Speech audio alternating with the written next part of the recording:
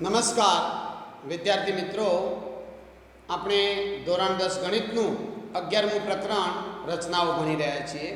અગાઉ આપણે 5 તાસ લીધા. એમાં આપણે રચના 1, રચના 2 અને રચના 3 દોરતો શીખી ગયા છીએ. હવે આજે આ રચનાઓનો છેલ્લો તાસ છે. એમાં આપણે સ્વાધ્યાય 1.2માં આપેલી કેટલીક રચનાઓ દોરવાના છીએ અને એ બધી જ રચનાઓ વર્તુળના સ્પર્શકની રચનાઓ છે.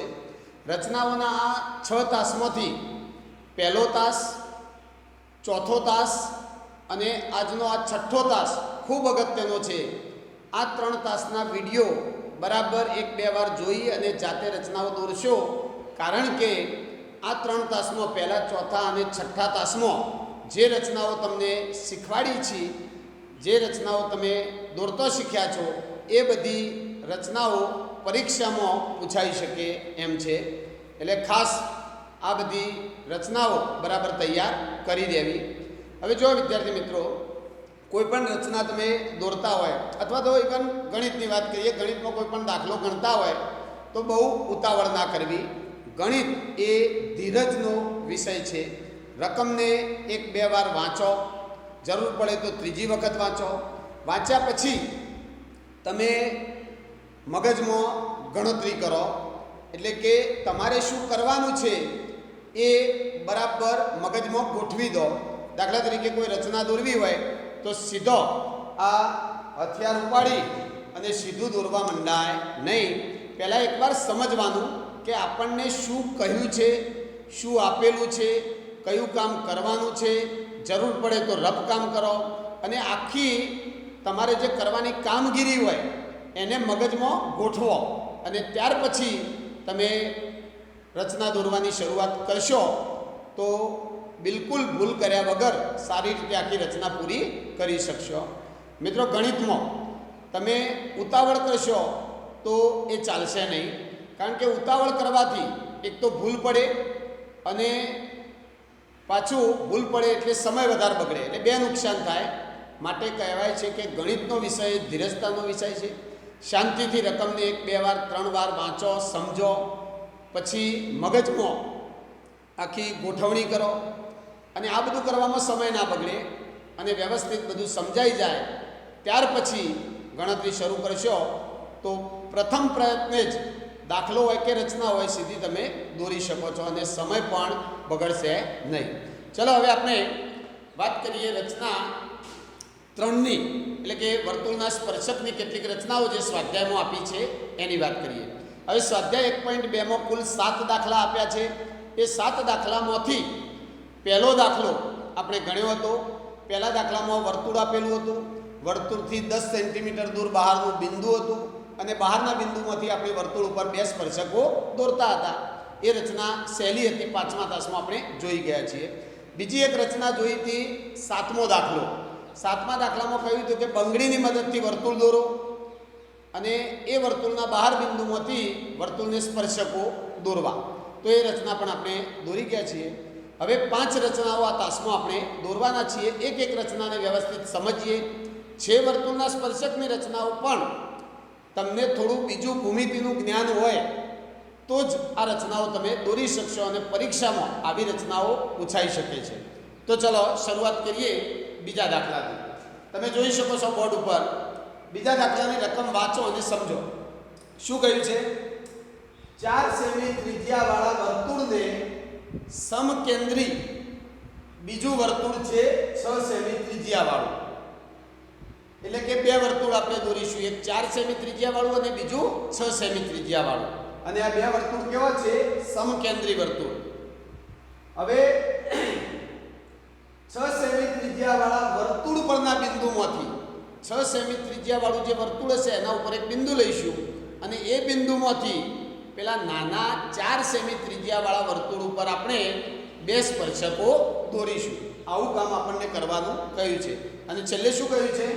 વાસ્તવિક ગણતરીથી માપ ચકાસો. આપણે રચના દોરી અને ત્યારબાદ માપપટ્ટીથી સ્પર્શકોની લંબાઈ માપીશું, પણ ખરેખર સ્પર્શકોની લંબાઈ વાસ્તવિક ગણતરી પ્રમાણે કેટલી આવે એ પણ આપણે સમજીશું. હવે પહેલાં વાત કરીએ સમકેન્દ્રી વર્તુળ કોને કહેવાય. તમે વર્તુળનું પ્રકરણ ભણી ગયા હોય તો તમને ખ્યાલ છે કે સમકેન્દ્રી વર્તુળ કોને કહેવાય? તો જુઓ, જો બે વર્તુળના કેન્દ્રો સમાન હોય, એક જ કેન્દ્ર હોય બંનેનું, અને ત્રિજ્યાઓ જુદી જુદી હોય, આ નાનું વર્તુળ છે એની ત્રિજ્યા આ કહેવાય r1, મોટું વર્તુળ છે એની ત્રિજ્યા કહેવાય r2.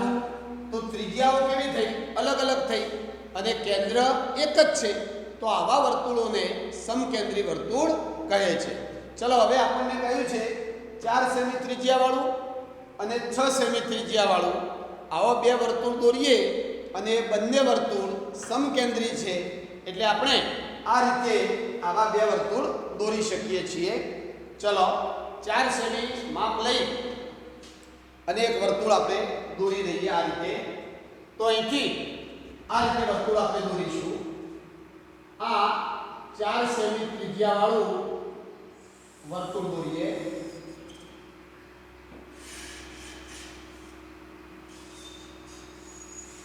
ચલો, આ 4 સેમી ત્રિજ્યાવાળું વર્તુળ થઈ ગયું.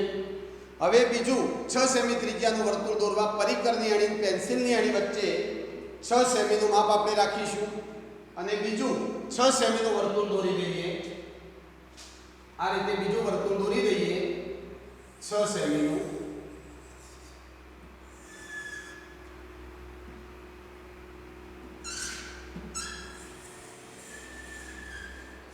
તમે જોઈ શકો છો કે બોર્ડ ઉપર બે સમકેન્દ્રી વર્તુળો છે. એમાં આ નાનું વર્તુળ છે એની ત્રિજ્યા 4 સેમી છે, અને મોટું વર્તુળ છે એની ત્રિજ્યા 6 સેમી છે. હવે આપણને કહ્યું છે 6 સેમી ત્રિજ્યાવાળા વર્તુળ પરના બિંદુમાંથી 6 સેમી ત્રિજ્યાવાળું જે વર્તુળ છે એના ઉપર એક બિંદુ લઈ લઈએ. ચલો, હું લઈ લઉં અહીંયા એક બિંદુ P, અને આ P બિંદુમાંથી બે સ્પર્શકો દોરવાના. એક સ્પર્શક અહીંયા આવશે, બીજો સ્પર્શક અહીંયા આવશે. તો આવા બે સ્પર્શકો આપણે P બિંદુમાંથી દોરીશું. બહુ સહેલી રચના કહેવાય. ચલો, વર્તુળના કેન્દ્રનું નામ આપ્યું નથી તો આપણે લઈ લઈશું O. આ વર્તુળનું કેન્દ્ર છે. હવે અગાઉ જે રચના આપણે શીખ્યા હતા 5મા તાસમાં એવી જ રચના થઈ ગઈ. સમજી લો કે આ એક વર્તુળ, આ એની બહારનું બિંદુ, અને આ બિંદુમાંથી સ્પર્શક દોરવા છે. તો બહુ સરળ કામ થઈ ગયું. હવે આપણે આ વર્તુળના કેન્દ્રને બહારનું બિંદુ એટલે નાના વર્તુળ માટે 4 સેમી ત્રિજ્યાના વર્તુળ માટે આ બિંદુ કેવું કહેવાય? બહારનું બિંદુ. અને આ મોટું વર્તુળ છે 6 સેમી ત્રિજ્યાવાળું, એના માટે આ બિંદુ વર્તુળ પરનું બિંદુ કહેવાશે. તો ચલો, આપણે કેન્દ્રને P સાથે જોડી દઈએ. તો આ રીતે આપણને એક રેખાખંડ મળી જશે OP. ચલો, આ મળી ગયો રેખાખંડ OP. હવે આ રેખાખંડનો આપણે લંબ દ્વિભાજક લઈ લઈએ તો રેખાખંડ OP નું મધ્યબિંદુ મળી જશે. ચલો, રેખાખંડનો લંબ દ્વિભાજક દોરવા માટે પરિકર લઈ લઈએ. કોઈ પણ રેખાખંડનો લંબ દ્વિભાજક દોરવો હોય તો અડધાથી વધારે માપ રાખવાનું. આખું રાખી દેશો તોય વાંધો નહીં, પણ અડધાથી ઓછું ના રાખતા, નહીતર બે ચાપ ઉપર નીચેના બે ચાપ છેદશે નહીં. એટલે અડધાથી વધારે માપ રાખી દઈએ, અને એકવાર ઓને કેન્દ્ર લઈ ઉપર અને નીચે ચાપ દોરી દઈએ. ત્યારબાદ પીને કેન્દ્ર લઈ ઉપર અને નીચે આ રીતે ચાપ દોરી દઈએ. બરાબર. ચલો, બંને ચાપને જોડીએ એટલે આપણને મધ્યબિંદુ M મળી જશે.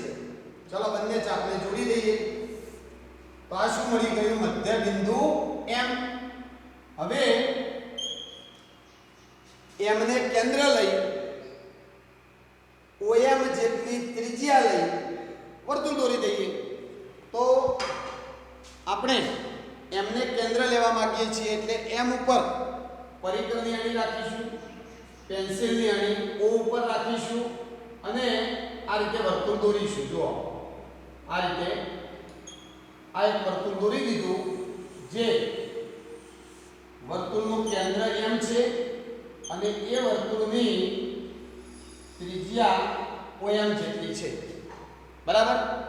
ચલો, હવે 4 સેમી ત્રિજ્યા વાળું વર્તુળ આ, અને હમણાં મધ્ય બિંદુમાંથી દોર્યું એ વર્તુળ આ બંને વર્તુળ, આ વર્તુળ ને આ વર્તુળ એકબીજાને જો છેદે ત્યાં આપણે Q અને R નામ આપી દઈએ.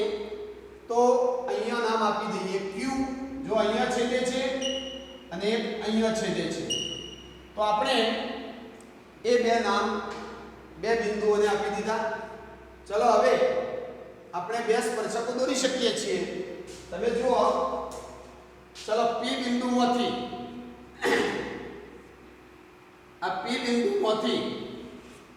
આપણે બે સ્પર્શકો દોરીશું.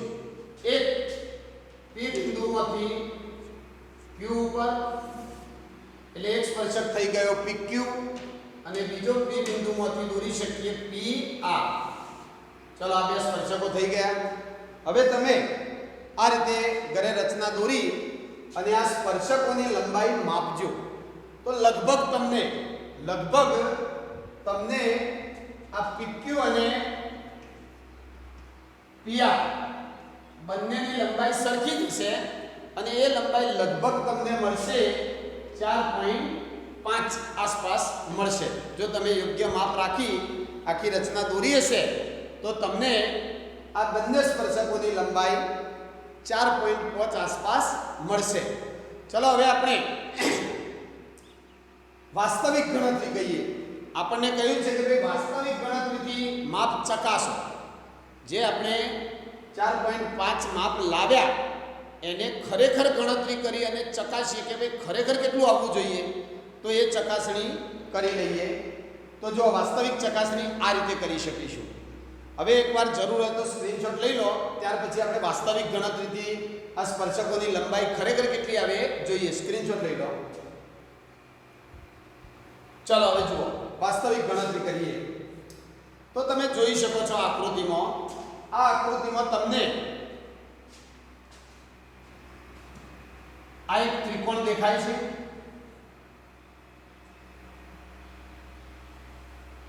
બરાબર.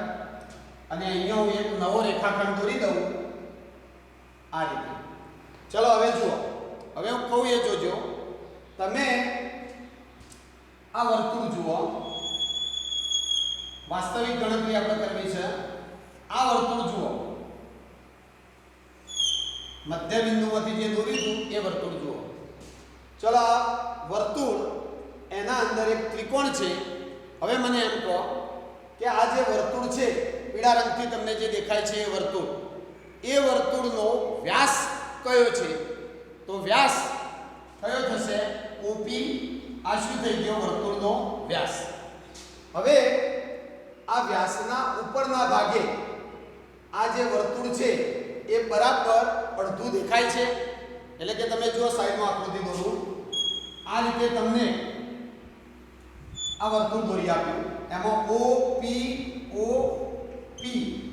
પછી Q અને નીચે R બિંદુ છે. એમાં ત્રિકોણ આપણે કયું બનાવ્યું? આ ત્રિકોણ બનાવ્યું. આવું ત્રિકોણ બનાવ્યું. તો તમે જુઓ, આપણે શું માપવા જઈ રહ્યા છીએ? કોની વાસ્તવિક ગણતરી કરવી છે? સ્પર્શકની લંબાઈની. સ્પર્શકની લંબાઈ એટલે કઈ? PQ. આ માપ આપણે શોધવા જઈ રહ્યા છીએ. PQ ની લંબાઈ શોધવી છે. હવે જુઓ, સમજો કે તમે જોઈ શકો છો આ ખૂણો કેટલાનો બનશે? આ ખૂણો કેટલાનો બનશે? હંમેશા 90 નો બનશે. કાટખૂણો બનશે. કેવી રીતે કાટખૂણો બનશે? તો જુઓ, તમે જુઓ બરાબર. ચલો, આ શું છે? આ સ્પર્શક છે. અને આ શું છે? નાના વર્તુળની ત્રિજ્યા, કે કેટલી છે? 4 સેમી. તો હંમેશા તમે વર્તુળમાં એક પ્રમેય ભણી ગયા છો કે વર્તુળમાં તમે પ્રમેય ભણી ગયા છો કે આ સ્પર્શક અને ત્રિજ્યા એકબીજાને લંબ હોય છે. એકબીજાને કેવા હોય? લંબ હોય. એટલે 90 નો ખૂણો બનશે. બરાબર. અથવા તમે આ રીતે પણ સમજી શકો છો આ રીતે પણ સમજી શકો કે ભાઈ અર્ધવર્તુળનો અંદરનો ખૂણો કેટલાનો હોય, કાટખૂણો હોય. તમે જુઓ આમાં આ વર્તુળનો અડધો ભાગ હું આમ ઢોકી દઉં અથવા દૂર કરી દઉં તો આ શું થઈ ગયું? અર્ધવર્તુળ થઈ ગયું. આ અર્ધવર્તુળનો અંતર્ગત ખૂણો કેવો હોય? 90નો. એટલે આપણે સમજી શકીએ છીએ કે આ ખૂણો કાટખૂણો હોય અને કાટખૂણો થાય તો પાયથાગોરસનો નિયમ વાપરી શકીશું. ચલો હવે પાયથાગોરસનો નિયમ વાપરીએ. પહેલા એકવાર જોઈ લઈએ કયા કયા માપ આપણી પાસે છે. સ્પર્શકની લંબાઈ તો શોધવાની છે એટલે આ માપ નથી. ચલો આ માપ છે તમારી પાસે, આ માપ. તો આ માપ કેટલું થશે? આ માપ 4 છે. તો આ માપ કેટલું થશે? તો એ માપ થશે કેટલું થશે? 6 સેમી. સમજો આ મોટું વર્તુળ જુઓ, આ મોટું વર્તુળ 6 સેમી ત્રિજ્યા વાળું વર્તુળ. એ વર્તુળ પરનું બિંદુ P એને ક્યાં જોડ્યું? વર્તુળના કેન્દ્ર સાથે. તો આપણે કેન્દ્રમાંથી મોટું વર્તુળ દોર્યું. એ કેટલા સેમી ત્રિજ્યા વાળું હતું? 6 સેમીનું. તો અહીંથી આ મોટા વર્તુળ સુધીનું આ અંતર એ મોટા વર્તુળની ત્રિજ્યા થઈ જાય, જે આપણને 6 સેમી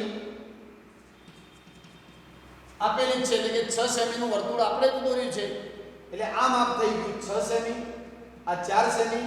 તો પાયથાગોરસથી આપણે આ ત્રીજી બાજુનું માપ શોધી શકીએ છીએ. ચલો શોધીએ. તો જુઓ અહીંયા ધ્યાન રાખો. ચલો આપણી પાસે ત્રિકોણ PQO, POQ, ત્રિકોણ POQ માં આપણે વાસ્તવિક ગણતરી હવે કરીએ છીએ. વાસ્તવિક ગણતરીમાં ત્રિકોણની મદદ લીધી. ત્રિકોણ POQ માં OQ બરાબર 4, OQ બરાબર 4 સેમી. ચલો OP બરાબર 6 સેમી અને PQ આપણો સ્પર્શક છે એની લંબાઈ શોધવાની છે. તો પાયથાગોરસના નિયમ પ્રમાણે, પાયથાગોરસના સિદ્ધાંત મુજબ આપણે સૂત્ર લખી શકીએ કે કર્ણનો વર્ગ, કર્ણ કયો છે? કાટખૂણાની સામેની બાજુ કર્ણ કહેવાય. એટલે PO નો વર્ગ બરાબર બાકીની બે બાજુના વર્ગોનો સરવાળો એટલે PQ નો વર્ગ વત્તા OQ નો વર્ગ. PQ નો વર્ગ વત્તા OQ નો વર્ગ. લાલ રંગનું જે ત્રિકોણ દેખાય છે એ જુઓ અને એમાં પાયથાગોરસનું સૂત્ર બનાવ્યું. ચલો હવે કિંમત મૂકો. PO નો વર્ગ એટલે 6 નો વર્ગ બરાબર PQ નો વર્ગ શોધવાનો છે. OQ નો વર્ગ એટલે 4 નો વર્ગ. તો શું થશે? સાદુરૂપ આપતો 6 નો વર્ગ 36 બરાબર PQ નો વર્ગ વત્તા 4 નો વર્ગ 16. ચલો 16 આ બાજુ લાવીએ તો 36 ઓછા 16 બરાબર PQ નો વર્ગ. 36 માંથી 16 જાય તો 20 બરાબર PQ નો વર્ગ. આપણે PQ નું માપ શોધવા માંગીએ છીએ અને આપણને મળ્યું PQ નો વર્ગ. તો બંને બાજુ વર્ગમૂળ લઈ લઈએ તો વર્ગમૂળમાં 20 બરાબર PQ. આ આપણો જવાબ આવ્યો. સ્પર્શકની લંબાઈ કેટલી આવી? વર્ગમૂળમાં 20.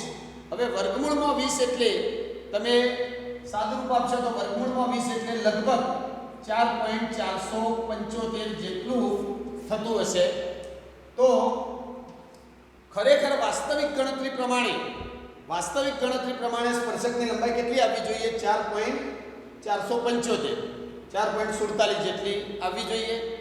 અને આપણને રચના દોરી ત્યારે માપપટ્ટીથી માપતો સ્પર્શકની લંબાઈ કેટલી મળી? 4.5. તો લગભગ 4.475 લગભગ 4.5 જેટલું જ કહેવાય. અને આપણે આમે માપપટ્ટીથી આપણે માપીએ ત્યારે મિલીમીટર સુધી માપી શકીએ. એટલે 4.5, 4.4, 4.6 આવું માપી શકીએ. મિલીમીટરથી નાનું માપ માપી શકીએ નહીં. એટલે આપણે 4.5 સેમી સ્પર્શકની લંબાઈ લાવ્યા એ બિલકુલ સાચું છે. તો આ રીતે વાસ્તવિક ગણતરી પણ તમે કરી શકો છો. અને વાસ્તવિક ગણતરી કરવાની કીધી છે એટલે આ રચના પરીક્ષામાં પૂછાય તો આ વાસ્તવિક ગણતરી પણ તમારે રચનાના મુદ્દા લખો એના પછી લખવી પડશે. તો આ થઈ રચના 2 ની વાત. જરૂર હોય તો એકવાર સ્ક્રીનશોટ લઈ લો. ઘરે આખી રચના દોરજો એટલે એકદમ સરળ રચના છે. ચલો હવે વાત કરીએ આગળની રચના. રકમ વાંચો ત્યાં સુધી. ચલો રકમ જુઓ તમે તો શું કહ્યું છે? રકમમાં કહ્યું છે કે 3 સેમી ત્રિજ્યાવાળા વર્તુળ દોરો. 3 સેમી ત્રિજ્યાવાળું વર્તુળ દોરો. સમજો બરાબર. 3 સેમી ત્રિજ્યાવાળું વર્તુળ દોરો. એના કેન્દ્રથી લંબાવેલા વ્યાસ પર, વર્તુળના કેન્દ્રમાંથી વ્યાસ દોરીશું અને એ પણ વ્યાસ કેવો? લંબાવેલો, એટલે લોબી રેખા દોરી દઈશું. વ્યાસ પર દરેકનું અંતર 7 સેમી થાય એ રીતે બિંદુઓ P અને Q લઈ સ્પર્શકો દોરો. સમજો કરવાનું શું છે સમજી લો. તો જો શું કરવાનું? 3 સેમી ત્રિજ્યાવાળું વર્તુળ દોરવાનું, જે તમે આ રીતે દોરી શકો છો. 3 સેમી ત્રિજ્યાવાળું વર્તુળ. ત્યારબાદ એના કેન્દ્રથી લંબાવેલા વ્યાસ પર, એટલે કે આપણે આ વર્તુળના કેન્દ્રમાંથી વ્યાસ દોરીએ. આ વ્યાસ થઈ ગયો અને વ્યાસને લંબાવી દઈએ. તો આ રીતે લંબાવી દઈએ. પછી શું કહ્યું છે?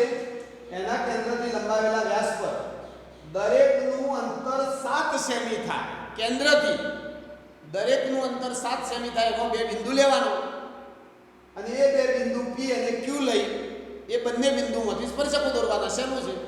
તમે આ વ્યાસ પર અહીંથી 7 સેમી માપે P બિંદુ દર્શાવો, પેલી બાજુ 7 સેમી માપ રાખી અને Q બિંદુ દર્શાવો અને આ P અને Q બિંદુમાંથી વર્તુળને સ્પર્શકો દોરો. તો આ રીતે આપણે સ્પર્શકો દોરીશું. આમાંથી 2 સ્પર્શક અને આમાંથી 2 સ્પર્શક, કુલ 4 સ્પર્શકો મળશે. સહેલી જ છે રચના. ચલો હવે આપણે આખી રચના દોરીએ. તો સૌથી પહેલું આપણું કામ 3 સેમી ત્રિજ્યાવાળું વર્તુળ દોરવાનું. ચલો 3 સેમી ત્રિજ્યાવાળું વર્તુળ દોરી દઈએ. તો જુઓ, ચલો હું અહીંયા 3 સેમી ત્રિજ્યાવાળું વર્તુળ બનાવી દઉં.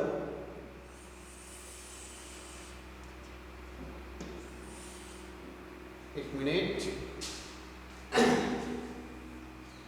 ચલો 3 સેમી ત્રિજ્યાવાળું વર્તુળ બનાવી દઈએ.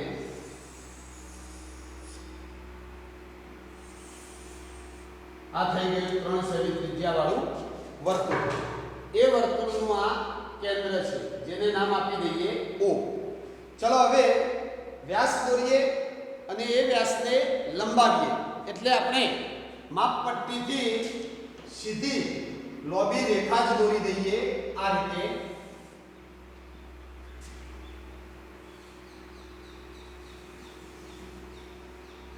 ચલો વ્યાસ કેટલો? તો વ્યાસ તો અહીંથી આટલું જ અંતર, આટલો વ્યાસ. પણ આપણે વ્યાસને લંબાવી દીધો એટલે અહીંયા એક બિંદુ મળી ગયું P અને અહીંયા નામ આપી દઈએ બિંદુને Q. બરાબર? સોરી, P અને Q હવે મળશે. P અને Q હવે મળશે. આ તો રેખા દોરી. આ તો આપણે વ્યાસને લંબાવીને રેખા દોરી છે. હવે શું કહ્યું છે? 7 સેમી માપે બિંદુઓ P અને Q દર્શાવો. તો શું કરીશું આપણે? હવે આ રેખા ઉપર P અને Q બિંદુ દર્શાવીએ. તો તમે શું કરજો? પરિકરની અણી અને પેન્સિલની અણી વચ્ચે 7 સેમી માપ ગોઠવી દો. 7 સેમી માપ ગોઠવી દો અને ત્યારબાદ એકવાર આ બાજુ કેન્દ્રથી 7 સેમી દૂર એક ચાપ દોરી દો અને એવો ને એવો ચાપ આ બાજુ પણ દોરી દેવાનો. એટલે તમને 7 સેમી દૂર બંને બાજુ બિંદુઓ મળી ગયા. એક બિંદુ P અને આ એક બિંદુ Q. હવે આપણે આ P અને Q માંથી સ્પર્શકો દોરીશું. તો જુઓ, સ્પર્શકો દોરવા માટે તમારે જે બિંદુમાંથી સ્પર્શક દોરવો હોય એ બિંદુ અને વર્તુળનું કેન્દ્ર બંનેને જોડતો જે રેખાખંડ હોય, અહીંયા કયો રેખાખંડ છે? OP. તો OP નો લંબ દ્વિભાજક દોરવો પડશે અને એ લંબ દ્વિભાજક દોર્યા પછી આગળનું કામ તમને આવડે જ છે. ચલો લંબ દ્વિભાજક દોરી દઈએ. અડધા માપ રાખીએ. એકવાર P ઉપરથી 2 ચાપ દોરી દઈએ. O ઉપરથી 2 ચાપ દોરી દઈએ. હવે આપણને આ લંબ દ્વિભાજક મળી ગયો. તો ચલો આ લંબ દ્વિભાજકને આપણે દોરીએ એટલે આપણને મળી જશે મધ્ય બિંદુ M. એવું ને એવું કામ પેલી બાજુ કરી દઈએ તો અહીંયા આપણે O ઉપરથી બે ચાપ દોરીએ ઉપર અને નીચે, Q ઉપરથી બે ચાપ દોરી દીધા ઉપર અને નીચે. બંને ચાપ જો છેદે ત્યાં આપણે રેખાખંડ દોરી અને મધ્ય બિંદુ M મેળવી લઈએ. હવે M નામ નહીં આપીએ, શું નામ આપીશું? M. રચનામાં એકવાર એક બિંદુને M નામ આપી દીધું તો ફરીથી બીજા બિંદુને M નામ અપાય નહીં. બીજા બિંદુને M ડેશ અથવા તો N અથવા તો કંઈ પણ બીજું નામ આપી દેવાનું. ચલો હવે આપણે આ બાજુ M ને કેન્દ્ર લઈએ, OM જેટલી ત્રિજ્યા લઈએ અને એક વર્તુળ દોરી દઈએ એટલે તરત બે સ્પર્શકો મળી જશે. ચલો આપણે M ને કેન્દ્ર લઈએ એટલે M ઉપર પરિક્રમની અણી રાખીએ, પેન્સિલની અણી O ઉપર રાખીએ અને એક વર્તુળ દોરીએ આ રીતે.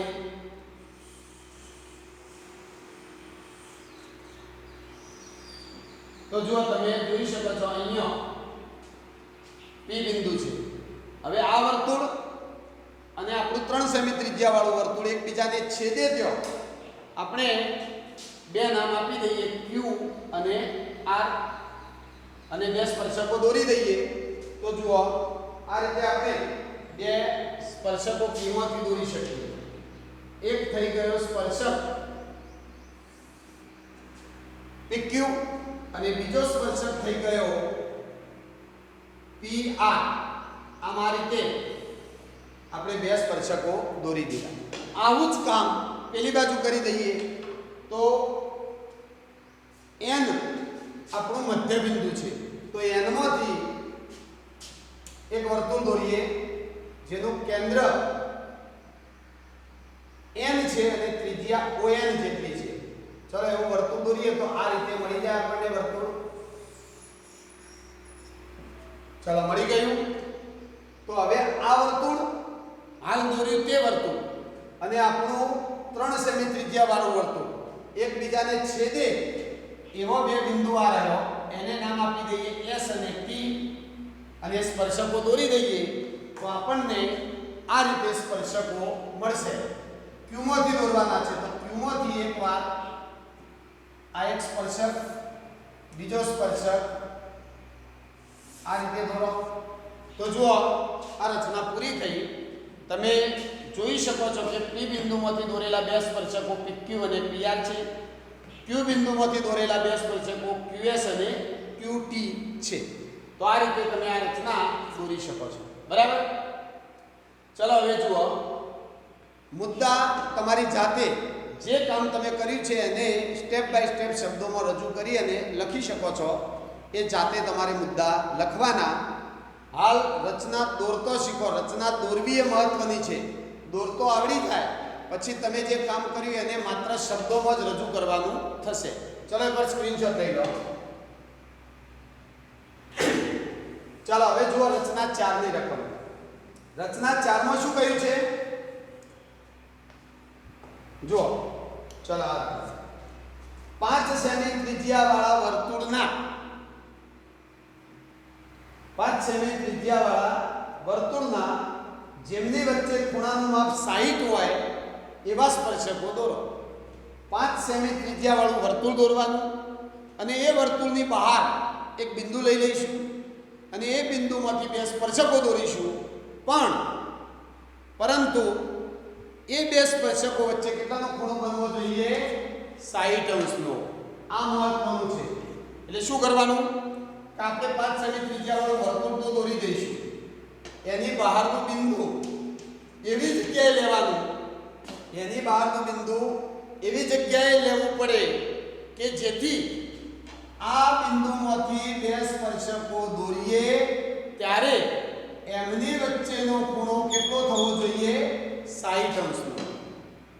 અહીંયા ખૂણો એક્ઝેક્ટ 60 અંશનો મળવો જોઈએ. તો આવું કાર્ય કરવા માટે આ P બિંદુ જે તે જગ્યાએ લઈશું તો ચાલશે નહીં. જો તમે P બિંદુ એની મૂળ જગ્યાથી દૂર લઈ લેશો તો ખૂણો બની જશે 60 થી નાનો. અને જો P બિંદુ એની મૂળ જગ્યા કરતો નજીક લેશો તો ખૂણો બની જશે 60 થી મોટો. એટલે P બિંદુ આપણે સીધું લઈ શકીએ નહીં. તો આ રચના દોરવી કઈ રીતે? બહારનો બિંદુ દોર્યા વગર આ રચના દોરવી કઈ રીતે? તો જો સમજો, પહેલા સમજો શું કરીશું. તો જુઓ, તમે વર્તુળનું પ્રકરણ ભણ્યા છો એટલે તમે સમજી શકો કે તમારે વર્તુળના બહારના બિંદુમાંથી બે સ્પર્શકો દોરવા હોય અને ખૂણાનું માપ 60 રાખવું હોય તો શું કરવું પડશે? રફકામ કરી લેવાનું પહેલા. હવે જો સમજો, તમે આ વર્તુળનું કેન્દ્ર છે, આ કેન્દ્રમાંથી આ સ્પર્શક ઉપર ત્રિજ્યા દોરો. આ જે બિંદુ થયું એને કહેવાય સ્પર્શ બિંદુ. સ્પર્શ બિંદુ એટલે ત્રિજ્યા અને સ્પર્શક જો છેદે એ બિંદુને સ્પર્શ બિંદુ કહેવાય. અને હંમેશા સ્પર્શ બિંદુ આગળ, સ્પર્શ બિંદુ ઉપર ત્રિજ્યા અને સ્પર્શક વચ્ચે હંમેશા 90 નો જ ખૂણો બનતો હોય, એટલે કે કાટ ખૂણો જ હોય. આ એક પ્રમેય છે, બરાબર. સ્પર્શક ત્રિજ્યાને કેવો હોય? લંબ હોય, એટલે 90 નો ખૂણો બનતો હોય. ચલો અહીંયા એ જ રીતે આપણે અહીંયા પણ 90 નો ખૂણો દર્શાવી શકીએ, બરાબર. હવે તમે વિચારો કે આ એક ચતુષ્કોણ બની ગયો. આ શું બની ગયો? એક ચતુષ્કોણ. ચતુષ્કોણમાં 3 ખૂણાનો માપ આપ્યો હોય તો ચોથા ખૂણાનું માપ તરત મળી જાય, કારણ કે ચતુષ્કોણના ચારે ખૂણાનો સરવાળો 360 થાય. એટલે 90 + 90 180, 180 + 60 એટલે 240. 3 ખૂણાનો સરવાળો 240 થઈ ગયો અને બધા ખૂણાનો સરવાળો કેટલો થાય? 360. તો આ ખૂણો કેટલો હશે? તો 360 માંથી આ 3 ખૂણા કાઢી દીધા એટલે કેટલો મળશે? 120. તો આ ખૂણો થશે 120 અંશ. હવે જો આપણે શું કરીશું? હવે સમજો, જો તમે બે ત્રિજ્યાઓ વચ્ચે 120 નો ખૂણો બનાવશો તો ઓટોમેટિક બહારના બિંદુ આગળ કેટલો ખૂણો બનશે? 60 નો જ બનશે. આ બે ખૂણા તો 90 ના રહેવાના જ છે. તમે સ્પર્શકો દોરશો એટલે આ બે ખૂણા તો 90 ના રહેશે જ.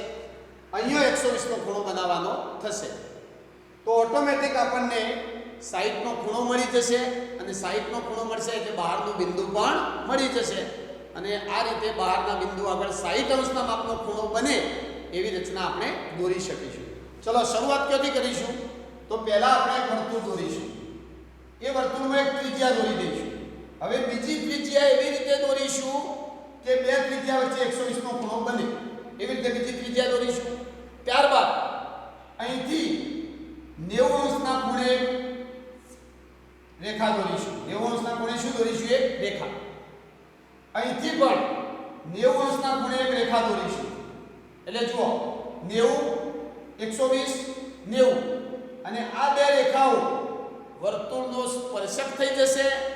અને એ બે સ્પર્શકો જો છેદશે, જો છેદે તો વર્તુળની બહારનું બિંદુ મળી જશે અને અહીંયા ખૂણો પણ થઈ જશે 60 નો. એટલે આ રચનામાં બહારનું બિંદુ છેલ્લે મળશે. રચના પૂરી થશે એટલે બહારનું બિંદુ મળશે અને ત્યાં 60 નો ખૂણો બનેલો હશે જ. તો આપણે સૌથી પહેલા 5 સેમી ત્રિજ્યાવાળું વર્તુળ દોરી દઈએ. આપણને કહ્યું છે 5 સેમી ત્રિજ્યાવાળું વર્તુળ. તો પહેલું કામ 5 સેમી ત્રિજ્યાવાળું વર્તુળ દોરવાનું. ચાલો 5 સેમી ત્રિજ્યાવાળું વર્તુળ દોરીએ. તો આ રીતે હું 5 સેમી ત્રિજ્યાવાળું વર્તુળ દોરી શકું.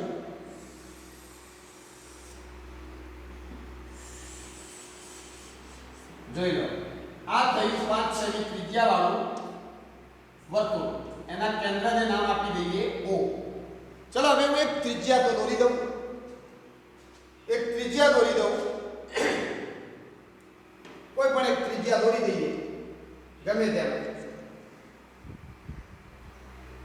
ચલો આ એક ત્રિજ્યા થઈ ગઈ, જેને નામ આપી દઈએ OP. હવે 120 નો ખૂણો બને એ રીતે બીજી ત્રિજ્યા દોરીએ. તો અહીંયા આપણે કેટલો ખૂણો બનાવવા માંગીએ છીએ? 120. 120 નો ખૂણો કેવી રીતે બનાવાય? તો જે બિંદુએ 120 નો ખૂણો બનાવવો હોય ત્યાં આશરે માપ રાખીને એક ચાપ દોરીશું એટલે 60 નો ચાપ મળે. 60 થી આગળ દોરીએ એટલે 120 નો મળશે. તો આપણે આ રીતે કરી શકીએ. જુઓ, અહીંથી એક ચાપ દોરી દઈએ. ચલો આ ચાપ દોર્યો. હવે ચાપ ઉપર ચાપ દોરીએ. અહીંથી આ ચાપ દોર્યો એટલે આ ખૂણો કેટલાનો થયો? 60 નો. 60 થી આગળ જઈએ તો આ થઈ ગયો 120 નો ચાપ. આ 120 નો ચાપ થઈ ગયો. તો આપણે બીજી ત્રિજ્યા આ રીતે દોરી શકીએ. આ રીતે બીજી ત્રિજ્યા આપણે દોરી શકીએ. બરાબર? ચોથી રચના ચાલે છે. હવે આ ખૂણો 120 નો થઈ ગયો. હવે તમારે શું કરવાનું? અહીંયા P બિંદુ આગળ અને આ Q બિંદુ આગળ, P અને Q બિંદુ આગળ 90 અંશનો ખૂણો રચવાનો છે. 90 અંશનો ખૂણો રચશો એ બે રેખાઓ તમે બનાવશો એ વર્તુળનો સ્પર્શક બની જશે. ચલો 90 અંશનો ખૂણો બનાવીએ. 90 અંશનો ખૂણો બનાવવા માટે તમારે 60 અને 120 બનાવવો પડશે અને પછી 60 અને 120 ના ચાપ ઉપરથી 90 નો ખૂણો મળી જશે. તો ચલો આપણે અહીંયા 60 નો ખૂણો બનાવીએ. 60 નો ખૂણો બનાવવા માટે આશરે હું માપ રાખી અને ચાપ દોરું. ચલો અહીંથી ચાપ ઉપર ચાપ 60, 60 થી આગળ 120. આ 60 આ 120. 60 અને 120 ઉપરથી આપણે 60 અને 120 ઉપરથી આગળ વધીએ એટલે કે અહીંથી જોજો બરાબર આ 60 આ 120 એ બંનેમાંથી આગળ ચાપ દોરું. આ 60 ઉપરથી ચાપ દોર્યો, આ 120 ઉપરથી ચાપ દોર્યો. તો આને P સાથે જોડી દઉં એટલે P બિંદુ આગળ 90 નો ખૂણો બની જાય. ચલો P બિંદુ આગળ 90 નો ખૂણો બનાવી દઈએ.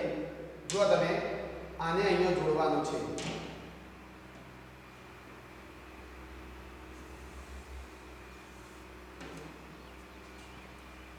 બરાબર?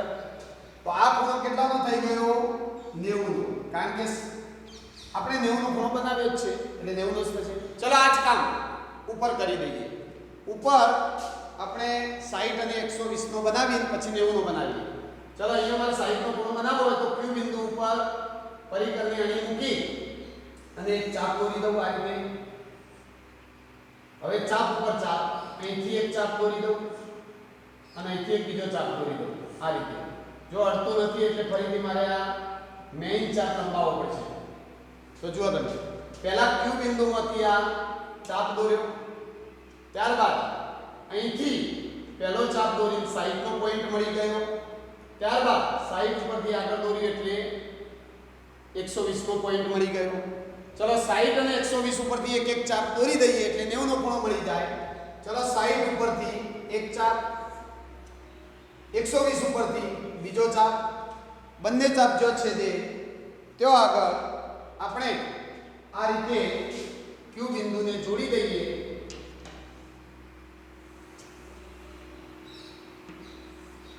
તો તમે જોઈ શકો છો કે આ ખૂણો પણ કેટલાનો થઈ ગયો? 90 નો. આ 120 નો ખૂણો બનાવ્યો તો હવે ઓટોમેટિક આ આખો ચતુષ્કોણ બન્યો જેમાં ત્રણ ખૂણા આપણે જાણીએ છીએ. તો ચોથો ખૂણો ગણતરી કરીએ તો 60 અંશનો જ આવશે. એટલે કે આ આપણું બહારનું બિંદુ થઈ ગયું જેને નામ આપી દઈએ R. કોઈ પણ નામ તમે આપી શકો છો. R બિંદુ અને અહીંયા ખૂણો થઈ ગયો 60 અંશ. ખ્યાલ આવ્યો? આ રીતે તમારે ચોથી રચના દોરવાની થાય. બરાબર સમજજો. ઝડપથી એકવાર રિવિઝન કરી લઈએ. પહેલા 5 સેમી ત્રિજ્યા વાળું વર્તુળ દોર્યું, ત્યારબાદ એક ત્રિજ્યા દોરી દીધી. હવે બીજી એક ત્રિજ્યા દોરવા માંગીએ છીએ પણ બે ત્રિજ્યા વચ્ચે ખૂણો બનવો જોઈએ 120 નો. તો આપણે આ એક ચાપ દોર્યો હતો, એ ચાપ ઉપર ચાપ દોરી અને 60 નો પોઈન્ટ મેળવ્યો. 60 થી આગળ ચાપ દોર્યો એટલે 120 નો પોઈન્ટ મળ્યો અને આમ 120 નો ખૂણો આપણે બનાવી દીધો.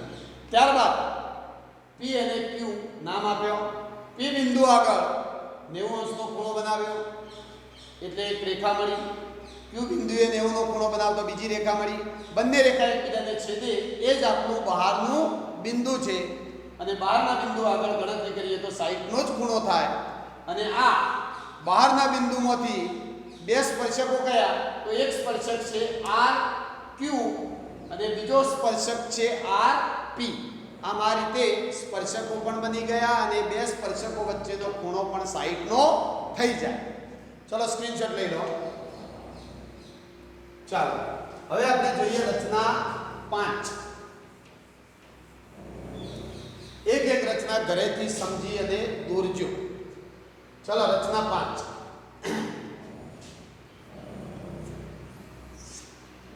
ચલો જુઓ રકમ વાંચો શું કહે છે 8 સેમી લંબાઈનો રેખાખંડ AB દોરો માપપટ્ટીથી દોરી શકાય A ને કેન્દ્ર લઈ 4 સેમી અને B ને કેન્દ્ર લઈ 3 સેમી ત્રિજ્યા વાળું વર્તુળ દોરો પ્રત્યેક વર્તુળને બીજા વર્તુળના કેન્દ્રમાંથી સ્પર્શક દોરો સમજો રફ કામ કરો આપણને કહ્યું છે 8 સેમી લંબાઈનો રેખાખંડ AB દોરો દોરી દઈશું 8 સેમી લંબાઈનો બરાબર A ને કેન્દ્ર લઈ 4 સેમી વાળું વર્તુળ દોરો A ને કેન્દ્ર લઈ અને પરિઘથી 4 સેમી માપ રાખી અને આપણે આ રીતે વર્તુળ પણ દોરી દઈશું B ને કેન્દ્ર લઈ 3 સેમી ત્રિજ્યા વાળું વર્તુળ દોરો 3 સેમી માપ રાખી અને B ને કેન્દ્ર લઈને આ વર્તુળ પણ આપણે દોરી દઈશું હવે શું કહ્યું છે પ્રત્યેક વર્તુળને બીજા વર્તુળના કેન્દ્રમાંથી સ્પર્શક દોરો મારે આ વર્તુળ ઉપર સ્પર્શક દોરવા હોય તો ક્યાંથી દોરવાના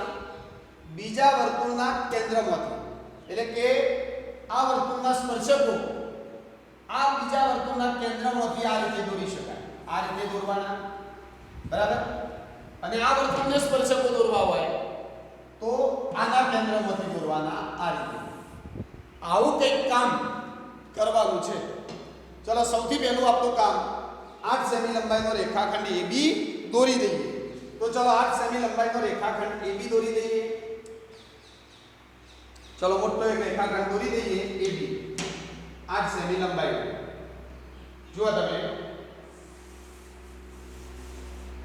ચલો આ 8 સેમી લંબાઈનો રેખાખંડ AB છે આપણે બોર્ડ ઉપર રચના આવી જાય એ રીતે એ માપનો રાખીશું તમે નોટમાં દોરતા હોય એટલે બરાબર વચ્ચે રેખાખંડ AB દોરજો 8 સેમી લંબાઈનો આ A અને આ B ચલો આનું માપ છે 8 સેમી જોજો ચલો 8 સેમી લંબાઈનો રેખાખંડ AB દઈએ હવે એને કેન્દ્ર લઈ 4 સેમી ત્રિજ્યા વાળું વર્તુળ દોરી દઈએ તો ચલો હું પરિકર લઈ લઉં એને કેન્દ્ર લઈ લઉં અને માપ રાખી દઈશું 4 સેમી અને 4 સેમી માપ રાખી આ રીતે વર્તુળ દોરીએ એને કેન્દ્ર લીધું જોજો બરાબર ચલો એને કેન્દ્ર લઈ 4 સેમી ત્રિજ્યા વાળું વર્તુળ આ રીતે આપણે દોરી દઈએ ચલો આ દોરી દીધું આ માપ થઈ 4 સેમી હવે B ને કેન્દ્ર લઈ 3 સેમી ત્રિજ્યા વાળું વર્તુળ દોરો એટલે આના કરતા નાનું વર્તુળ આવશે ચલો અહીંથી દોરીએ 3 સેમી ત્રિજ્યા વાળું વર્તુળ મળી ગયું હવે તમે સમજી શકો છો આ માપ થયું 4 સેમી આ માપ થયું 3 સેમી તો વચ્ચેનું માપ કેટલું બાકી રહેશે 1 સેમી કારણ કે ટોટલ આખો AB રેખાખંડ 8 સેમીનો છે એટલે આ 4 + 1 + 3 એટલે 8 થઈ જશે જો કે માપવાની જરૂર પણ નથી 1 સેમી જ હોય હવે ચલો યાદ રાખજો આ 4 સેમી ત્રિજ્યા વાળું વર્તુળ મોટું વર્તુળ આ નાનું વર્તુળ ચલો હવે શું કરીશું હવે સ્પર્શકો દોરવા હોય તો કેવી રીતે દોરીશું તો જુઓ હવે આપણે શું કરીશું તમને આ જે રેખાખંડ AB દેખાય છે એનો લંબ દ્વિભાજક દોરીએ એટલે અહીંયા એક બિંદુ મળી જાય બરાબર અને એ બિંદુમાંથી નહીં એ રીતે નહીં થાય આ રીતે કરવું પડશે જુઓ આપણે જે વર્તુળની મુખ્ય રચના સ્પર્શકથી દોરીએ છીએ એને યાદ કરો તો શું કરીશું સમજી લો સમજો હાલ તમારી પાસે આ વર્તુળ છે આને ભૂલી જાઓ આ વર્તુળને ભૂલી જાઓ આ બિંદુ યાદ રાખો હાલ તમારી પાસે આ વર્તુળ A છે આ વર્તુળના સ્પર્શકો દોરવા છે તો શું કરીશું આ વર્તુળની બહારનું બિંદુ કયું ગણાશે B અને બીમાંથી આપણે સ્પર્શકો દોરવા માંગતા હોય તો વર્તુળના કેન્દ્રથી જેના ઉપર સ્પર્શકો દોરવા છે એ વર્તુળના કેન્દ્રથી બહારના બિંદુ સુધીનો રેખાખંડ કયો છે AB. તો આ AB નો લંબ દ્વિભાજક દોરવાનો થશે. તો AB નો લંબ દ્વિભાજક દોરવા માટે અડધાથી વધારે માપ રાખીએ. અડધાથી વધુ માપ રાખી આપણે ઉપર અને નીચે ચાપ દોરી દઈએ. આ રીતે ઉપર અને નીચે આપણને આ રીતે ચાપ મળી જશે. એક મિનિટ.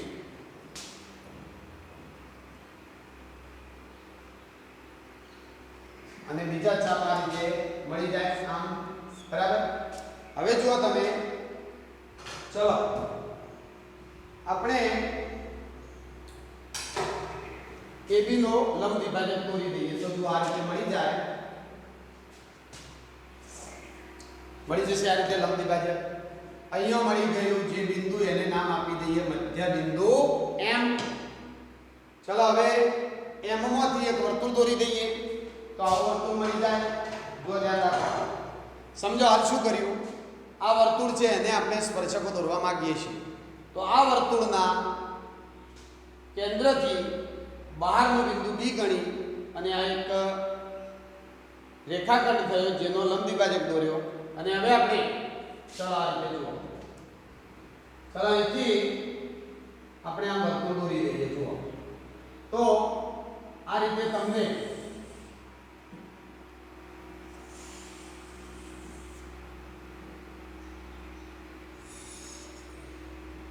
આવું એક વર્તુળ મળી જશે. બરાબર.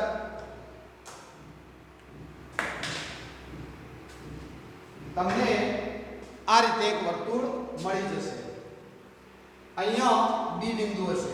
અહીંયા શું હશે? B બિંદુ, જે બીજા વર્તુળનું કેન્દ્ર છે. તમે માપસર દોરશો એટલે તમને આ જે નવું વર્તુળ દોર્યું એ વર્તુળ A અને B બંનેમાંથી પસાર થતું હશે. ચલો હવે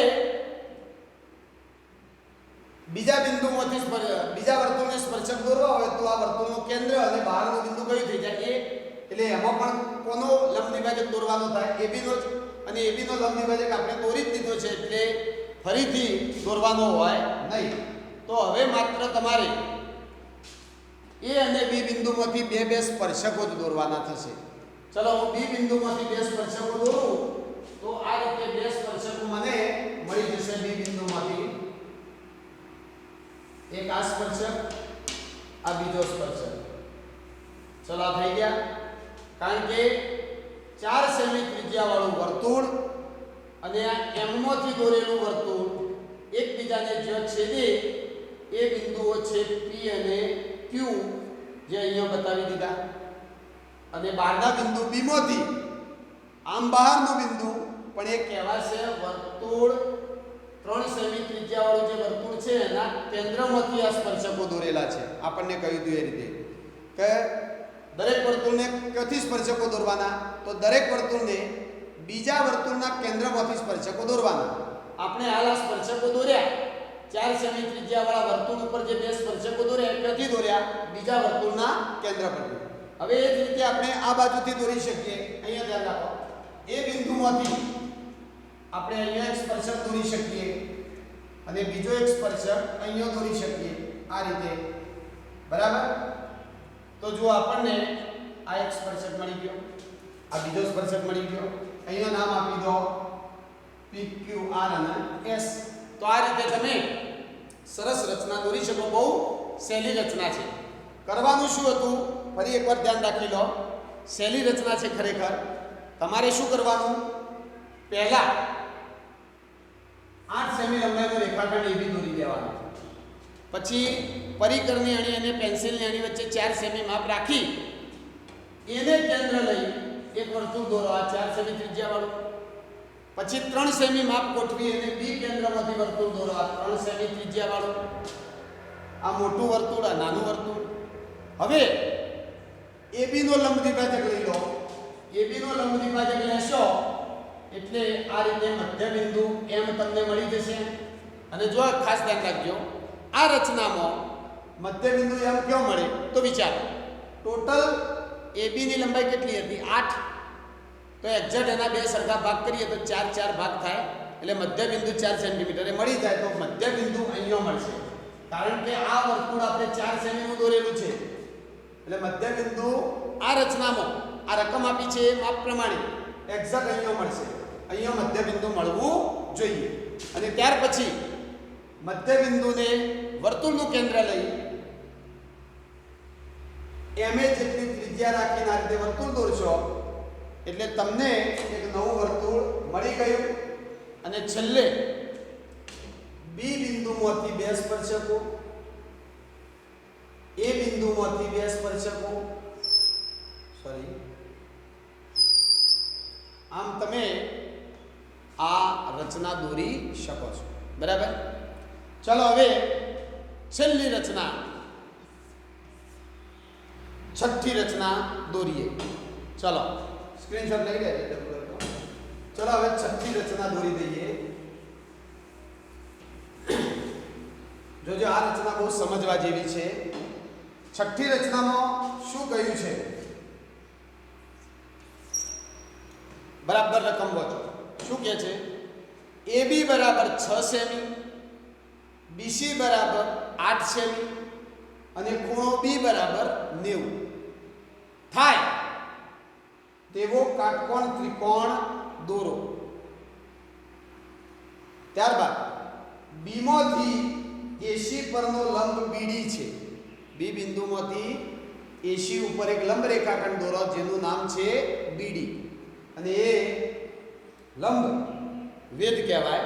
સમજીએ આપણે આકૃતિથી. હવે BCD માંથી પસાર થતું વર્તુળ દોરેલું છે. BC અને D બિંદુમાંથી પસાર થતું વર્તુળ દોરવાનું, અને એમાંથી વર્તુળને સ્પર્શકો દોરો. આખી રકમ બે વખત વાંચો અને હવે સમજો બરાબર શું કરવાનું કહે છે. તો આપણને કહ્યું છે AB 100 સેમી, BC 8 સેમી અને ખૂણો B 90 નો થાય એવો કાટકોણ ત્રિકોણ બનાવો. તો એ તો આપણે બનાવી દઈએ આ રીતે.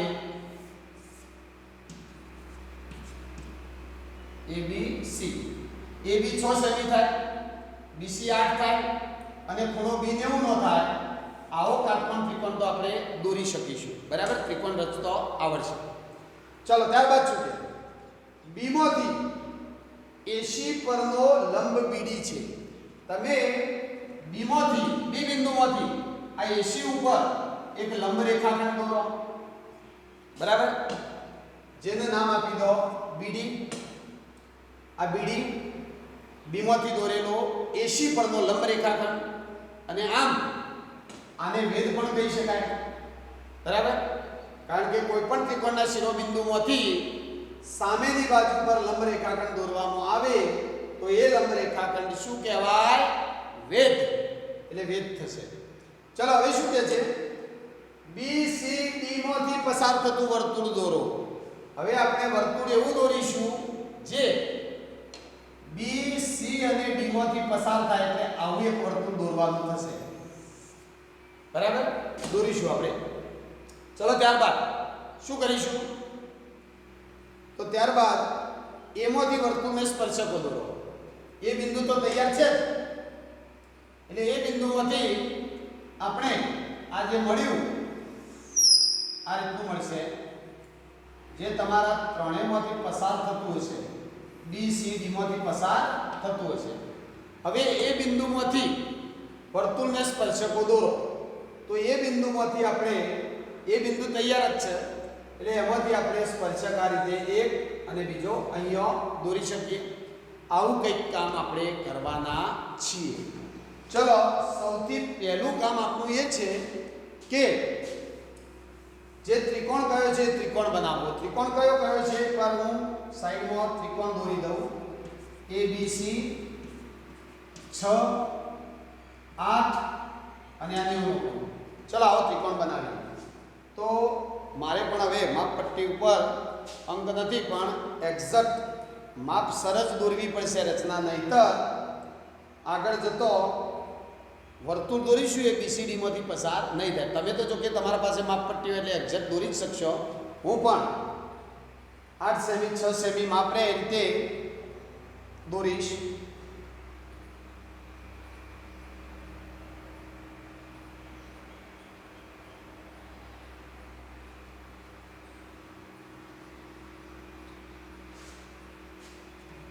ચલો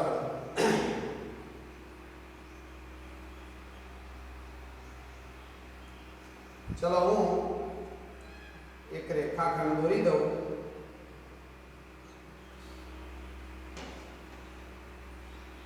જોજો બરાબર. ચલો આ 8 સેમી લંબાઈનો રેખાખંડ, બરાબર. 8 સેમી લંબાઈનો આ રેખાખંડ થયો, જેને આપણે નામ આપીશું BC. હવે મારે 6 સેમી લંબાઈનો રેખાખંડ દોરવો છે. 6 સેમી લંબાઈનો રેખાખંડ. તો 6 સેમી લંબાઈનો રેખાખંડ એમનેમ સીધો દોરવાનો નથી. પહેલા અહીંયા 90 નો ખૂણો બનાવીશું અને 90 નો ખૂણો બનાવીશું એટલે તમને આ રીતે એક કિરણ મળશે. એ કિરણ ઉપર 6 સેમી માપ રાખીને ચાપ દોરીશું એટલે આ 6 સેમીનો રેખાખંડ મળી જશે. તો આપણે પહેલા B બિંદુ આગળ 90 નો ખૂણો બનાવી દઈએ.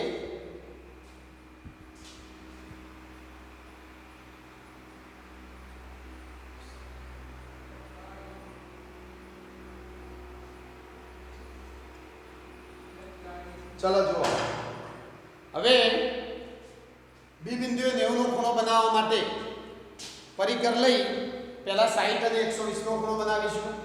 ચલો આશરે ચાપ મારી આ 60 નો પોઈન્ટ, આ 120 નો પોઈન્ટ. તમે આ જોઈ શકો છો, આ 60 આ 120 બંને ઉપરથી એક એક ચાપ મારી દઈએ. આ રીતે તમે જુઓ અહીંયા. તો હવે આપણને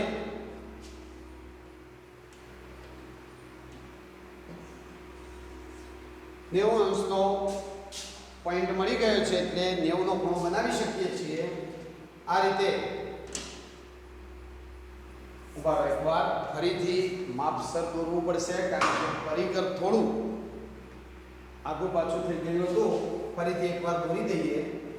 ચલો, B બિંદુએ 90 નો ખૂણો બનાવવા માટે આશરે આપણે આ ચાપ દોર્યો.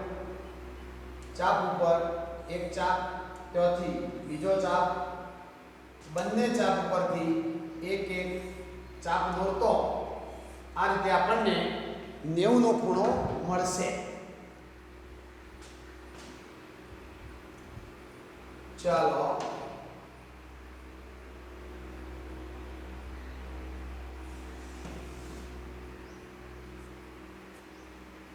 આ 90 અંશનો ખૂણો થઈ ગયો. હવે 8 સેમીનો ચાપ, 8 સેમીનો BC રેખાખંડ મળી ગયો, 90 નો ખૂણો બની ગયો. હવે 6 સેમી માપનો AB રેખાખંડ દોરવો છે. તો શું કરીશું? પરિકરથી 6 સેમી માપ ગોઠવી અને આપણે આ કિરણ ઉપર એક ચાપ દોરીશું એટલે 6 સેમી બિંદુ મળી જશે, જે એ બિંદુ કહેવાશે. તો ચલો 6 સેમી માપ રાખીએ. જુઓ તમે, મેં પહેલા 8 સેમી માપ રાખેલું છે, એના વચ્ચેનું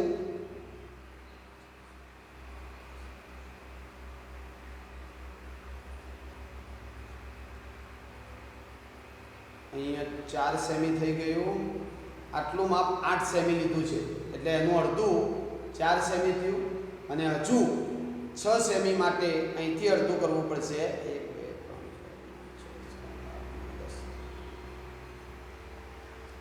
4 ચલો હવે આપણે આટલું માપ ગોઠવી દઈએ. 6 સેમી માપ અહીંથી અહીંયા. તમારી પાસે માપ પટ્ટી હોય એટલે તમે તરત જ પરિકરની અણી, પેન્સિલની અણી વચ્ચે 6 સેમીનું માપ ગોઠવી શકશો. ચલો આ થઈ ગયું 6 સેમી માપ.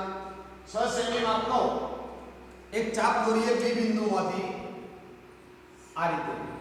તો આ આપણને મળી ગયું બિંદુ A, બરાબર. ચલો એને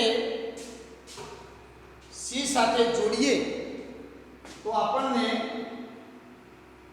ત્રિકોણ ABC મળી જશે, જે ત્રિકોણ કાટકોણ ત્રિકોણ છે. ચલો ત્રિકોણ આપણે દોરી દીધું, ત્રિકોણ કમ્પ્લીટ થઈ ગયું, બરાબર. જેવું માપ કીધું હતું એવું ત્રિકોણ બની ગયું. હવે શું કહે છે? હવે આપણને કહ્યું છે કે બીમાંથી, જો તમે ઉપરનો લંબ બીડી છે. બી માંથી આપણે એક લંબ દોરીશું જે ડી બિંદુ આપશે. હવે આ લંબ કેવી રીતે દોરવો? તમે સીધો આ રીતે માપપટ્ટી લઈ અને આમ લંબ દોરી શકો નહીં. લંબ કેવી રીતે દોરાય એ સમજવાનું છે, ખાસ શીખવાનું. આ છે આ રચનામાં આવું બધું ખાસ શીખવાનું છે. જો લંબ દોરવો હોય તો શું કરવાનું? બી બિંદુ ઉપર પરિકરની અણી રાખો અને આ જે રેખાખંડ ઉપર તમે લંબ દોરવા માંગો છો એ રેખાખંડ ઉપર બે ચાપ દોરો. બે ચાપ મળે એટલું અંતર રાખવાનું. હું આ રીતે અંતર રાખું, ચલો આટલું અંતર રાખું. બી બિંદુ ઉપર પરિકરની અણી રાખું અને પેન્સિલની અણી સહેજ એસી થી દૂર રાખું તો મને આ રીતે બે ચાપ મળી શકે. એક આ ચાપ અને બીજો અહીંયા ચાપ. બરાબર? આખું દોરવું હોય તો દોર દેજો, વાંધો નહીં. પણ મને અહીંયા એક ચાપ, આ બીજો ચાપ, બે મળી ગયો. બરાબર? એવી રીતે માપ રાખવાનું કે જેથી એસી ઉપર આ તમારો ચાપ બે ભિન્ન બિંદુએ છેદે. એક અહીંયા અને એક અહીંયા છેદે છે. હવે આ બંને ચાપ જો છેદે છે એસી સાથે, ત્યાંથી એક એક ચાપ દોરી દો એટલે આપણે અહીંથી એક ચાપ દોરીએ આ બાજુ આશરે માપ રાખી અને અહીંથી એક ચાપ દોરી દઈએ.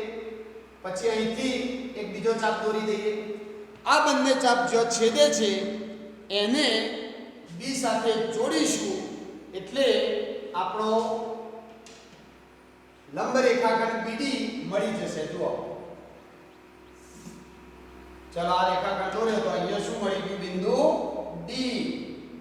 અહીંયા થયો કાટ ખૂણો, કારણ કે મૂળ તો આ બે બિંદુમાંથી લંબ રેખાખંડ જ દોર્યો છે એટલે આ વેધ થઈ ગયો, લંબ રેખાખંડ થઈ ગયો. એસી ઉપરનો લંબ રેખાખંડ બીડી. ચલો હવે આપણું કામ છે બી સી ડી. આ ત્રણેયમાંથી બી સી ડી બીસીડી માંથી પસાર થતું વર્તુળ દોરો. બસ આ કામ કરી લો એટલે રચના પૂરી થઈ જશે ઝડપી. બી સી અને ડી માંથી પસાર થતું હોય એવું વર્તુળ કેવી રીતે દોરી શકીએ એ વિચારો. બી સી અને ડી ત્રણેય બિંદુમાંથી પસાર થતું હોય એવું વર્તુળ દોરવા માટે આપણે શું કરીશું? તો જુઓ, એ વર્તુળનું કેન્દ્ર દોરવું પડશે. એ વર્તુળનું કેન્દ્ર મળી જાય તો ત્રણેય બિંદુમાંથી પસાર થતું વર્તુળ દોરી શકીએ. હવે બરાબર સમજજો, હવે ધ્યાન રાખજો બરાબર. ચલો અહીંયા ધ્યાન રાખો. જુઓ, બરાબર સમજજો. આપણે એવું વર્તુળ દોરવા જઈ રહ્યા છીએ કે જે વર્તુળ બી સી અને ડી ત્રણેય બિંદુમાંથી પસાર થાય.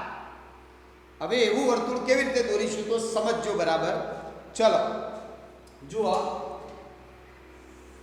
ચલો હું એક વર્તુળ દોરું છું.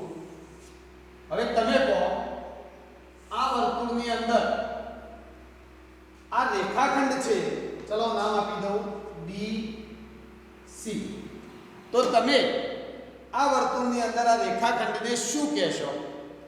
તો એ રેખાખંડ કહેવાશે વર્તુળનો વ્યાસ. શું કહેવાશે? વર્તુળનો વ્યાસ. આ વ્યાસ કહેવાય. ચલો હવે જુઓ, વ્યાસના બંને છેડા પરના બિંદુમાંથી વર્તુળના કોઈ એક ભાગ પર અહીંયા કે કોઈ બિંદુ લઈ લઉં ડી અને આ બી ને સી ને ડી સાથે જોડી દઉં તો કેટલાનો ખૂણો બને? 90 નો. કારણ આ અર્ધવર્તુળ થયું. સમજો બરાબર? ચલો આ અડધો ભાગ જોશો જ નહીં તો આ શું થઈ ગયું? અર્ધવર્તુળ. અને અર્ધવર્તુળમાં હંમેશા અંતર્ગત ખૂણો કેટલાનો હોય? 90 અંશનો. એટલે આ 90 નો ખૂણો થઈ જાય. બરાબર? હવે જુઓ, આવું જ કંઈક આપણી પાસે છે. ડી બિંદુએ 90 નો ખૂણો, તો આપણી પાસે ડી બિંદુએ કેટલાનો ખૂણો છે? 90 નો. બીસી શું છે? વ્યાસ. તો તો આપણે બીસી ને વ્યાસ બનાવી દઈએ. બીસી ને વ્યાસ બનાવી દઈએ તો એનું કેન્દ્ર મળી જશે અને એમાંથી એક વર્તુળ પણ દોરી શકીશું જે બીસીડીમાંથી પસાર થઈ જશે. એટલે આ બીસી આપણે જે વર્તુળ દોરવાના છીએ એનો વ્યાસ થઈ જશે. એટલે બીસીનું મધ્યબિંદુ મેળવવાનું થાય અને બીસીનું મધ્યબિંદુ મેળવવું હોય તો બહુ સહેલું છે.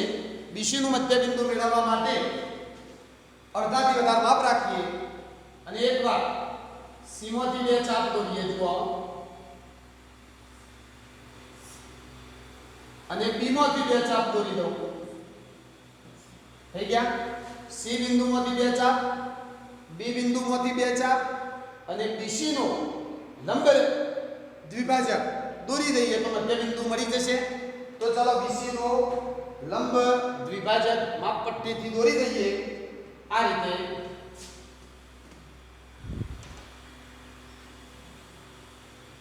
બરાબર. અને અહીંયા આપણને બિંદુ મળી ગયું મધ્યબિંદુ, જેને નામ આપી દઈએ એમ.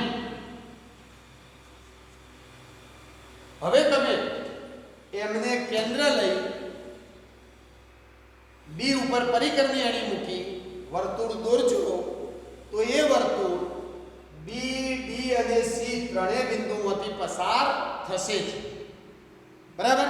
ચલો હવે વર્તુળ દોરીએ એટલે આપણી રચના પૂરી થવા આવશે. આખી રચના દોરાયા પછી તમે જોશો તો બહુ કોમ્પ્લિકેટેડ તમને લાગશે.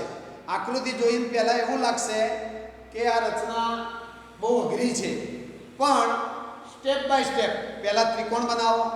ત્રિકોણ બનાવ્યા પછી આ બીડી લંબ રેખાખંડ છે એ દોરી દો.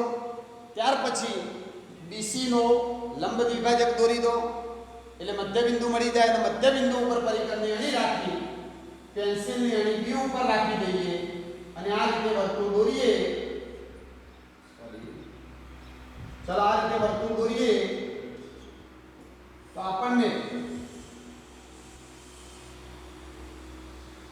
એક જ મિનિટ, થોડું પરિકર આગળ પાછું થઈ જાય છે એટલે ચલો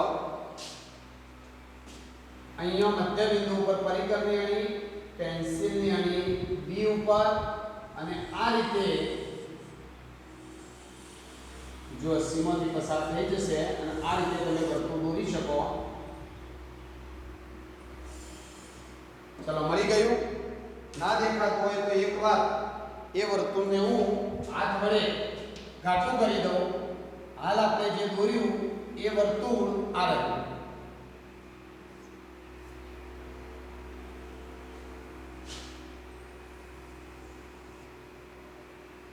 આ વર્તુળ આપણે એમને કેન્દ્ર લઈ દોરેલું છે આ રીતે. ચલો હવે જોજો, હજુ રચના જુઓ બરાબર. ચલો આ વર્તુળ થઈ ગયું. હવે શું કહ્યું છે? એ બિંદુમાંથી બે સ્પર્શકો દોરો. તો એ બિંદુ બહાર આપેલું જ છે, એમાંથી આ વર્તુળને બે સ્પર્શકો દોરવા છે. એટલે પહેલી જે રચના હતી એવી થઈ ગઈ. વર્તુળના બહારના બિંદુમાંથી સ્પર્શકો દોરો. તો આપણે એક કામ તો આવડે જ છે એટલે ખૂબ સહેલું છે. શું કરીશું? આ વર્તુળનું કેન્દ્ર કયું થઈ ગયું? એમ. એમને બહારના બિંદુ એ સાથે જોડીશું. તો આ રીતે જોડી દઈએ. ચલો અલગ ચોકથી જોડીએ અને બહારના બિંદુ સાથે આપણે આ વર્તુળના કેન્દ્રને જોડી દઈએ. જો આખી રચના જટિલ થઈ જશે પણ સ્ટેપ બાય સ્ટેપ દોરજો. ચલો હું આને એ બિંદુ સાથે જોડી દઉં એટલે મને એક રેખાખંડ મળી ગયો. જે રેખાખંડ છે એ એમ. કયો રેખાખંડ મળ્યો? એમ. હવે આ એમનું મધ્યબિંદુ મેળવી દઉં. એ મધ્યબિંદુમાંથી એક વર્તુળ દોરી દઈએ. બે વર્તુળ જો પરસ્પર છેદશે એ બે બિંદુને નામ આપી દઈએ અને પછી એ બિંદુમાંથી સ્પર્શકો મળી જશે. જુઓ તમે બરાબર. હવે આપણે આ વર્તુળનું કેન્દ્ર, એની બહારનું બિંદુ એ, એને જોડતો રેખાખંડ એમ અને એમ નો લંબ દ્વિભાજક દોરવા જઈ રહ્યા છીએ. ચલો એમ નો લંબ દ્વિભાજક દોરીએ તો અડધાથી વધારે માપ રાખી અને એકવાર જો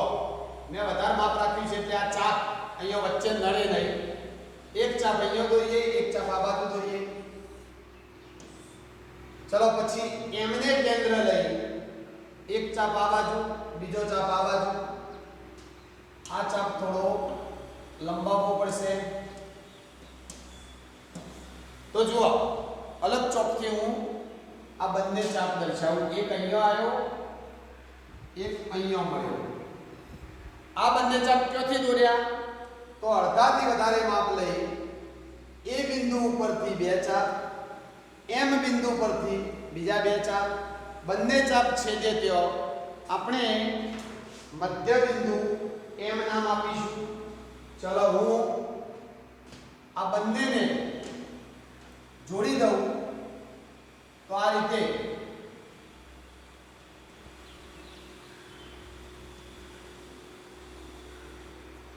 જો તમે અહીંયા મળી મને મધ્ય બિંદુ, જેને હું નામ આપી દઉં છું n. કોઈ પણ નામ આપો, તમે અલગ નામ આપવાનું. આને નામ આપી દઉં n. કયું બિંદુ? આ બિંદુ. હવે n ને કેન્દ્ર લઈ એ n જેટલી ત્રિજ્યાથી વર્તુળ દોરી દઈએ ત્યારે રચના પૂરી થશે. ચલો હવે હું n ને કેન્દ્ર લઉં, એ ઉપર પરિકરની અણી મૂકી દઉં અને આ રીતે વર્તુળ બનાવી દઉં તો તમે જોઈ શકો છો કે આપણને છેલ્લું એક વર્તુળ મળી ગયું. જો બરાબર આ દેખાય છે વર્તુળ. હવે બે વર્તુળ એકબીજાને કયા બિંદુમાં છેદે છે? તો એક છે આ બિંદુ. જોઈ લો બરાબર. આ પીળા રંગવાળું વર્તુળ, અને એવું હોય તો આને બીજા રંગથી એકવાર ઘાટું કરી દઉં જેથી તમે જોઈ શકો. આ રંગવાળું વર્તુળ,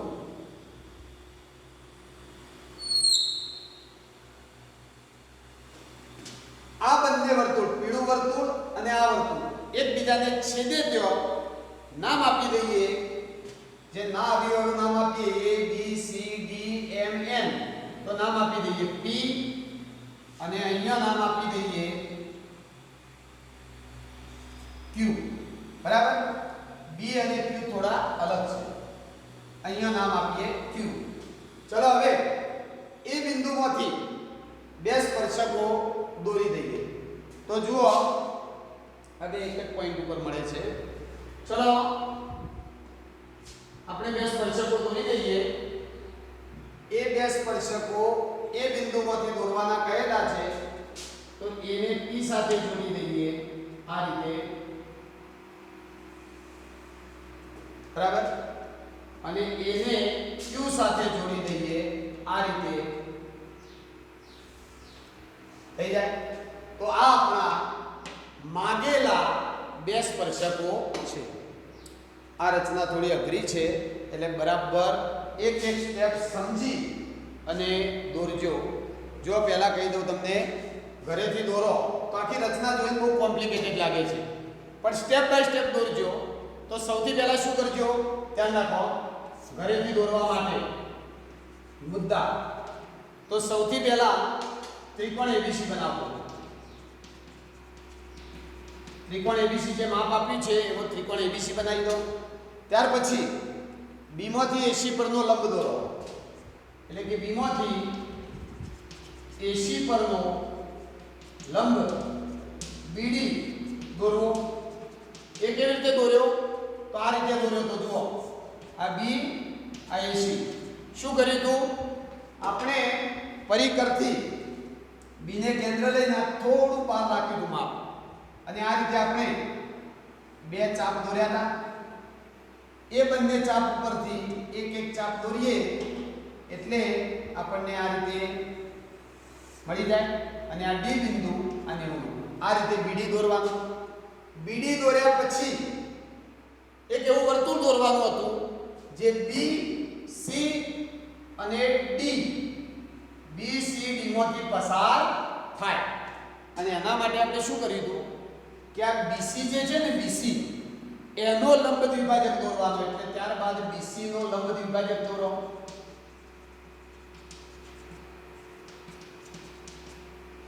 અને મધ્ય બિંદુ મેળવો. ચલો આ BC નો લંબ દ્વિભાજક દોરો અડધાથી વધારે માપ રાખીને આ રીતે. એટલે તમને અહીંયા મધ્ય બિંદુ M મળી જશે. ત્યારબાદ એમને કેન્દ્ર લઈ એક વર્તુળ દોરી દો. એ વર્તુળ BCDમાંથી પસાર થઈ જશે. અહીંયા હું લખી દઉં મધ્ય બિંદુ M મેળવો, એટલે તમે ઘરેથી પણ દોરવામાં મુશ્કેલી ના અનુભવો. ચલો M મેળવ્યો. પછી M માંથી MB જેટલી ત્રિજ્યાવાળું વર્તુળ દોરો જે BCD ત્રણેય બિંદુઓમાંથી પસાર થશે. ચલો આ કામ કરીએ એટલે વર્તુળ મળ્યું. હવે M ને A સાથે જોડી દો, એટલે કે MA દોરો. પછી MA નો લંબ દ્વિભાજક દોરી N મેળવો. N મળી ગયું. પછી N માંથી એક વર્તુળ દોરી દીધું આ AM જેટલી ત્રિજ્યાવાળું, એટલે N માંથી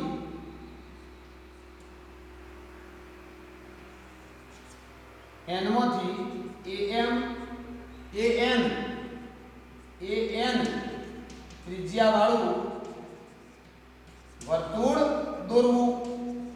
બરાબર. આટલો સ્ટેપ ધીમે ધીમે સમજી અને સ્ટેપ બાય સ્ટેપ દોરતા જશો એટલે તમને આ વર્તુળ મળી જશે. બંને વર્તુળ જો છેદે તો P અને Q નામ આપી દો અને ત્યારબાદ બે સ્પર્શકો તમે દોરી શકો છો. અહીંયા બે એક જ બિંદુ આવતો હોય તો અલગ અલગ નામ ના આપો તો પણ ચાલશે. સ્ક્રીનશોટ લઈ લો અને આપણી આ રચનાઓનું પ્રકરણ પૂર્ણ થયું. ફરીથી એકવાર કહું છું કે પહેલો તાસ, ચોથો તાસ અને આજનો આ છઠ્ઠો તાસ, આ તાસોમાં જે રચનાઓ આપણે દોરી છે એ રચનાઓ ઘરેથી એક બે વાર દોરજો, કારણ કે પરીક્ષામાં આ બધી રચનાઓ પૂછાઈ શકે છે. આના સિવાયની કોઈ રચના પૂછાશે નહીં. રકમ બદલે પણ દોરવાની રીત તમે આ 3 તાસમાં જે ભણ્યા છો એવી જ રહેશે. સ્ક્રીનશોટ લઈ લો.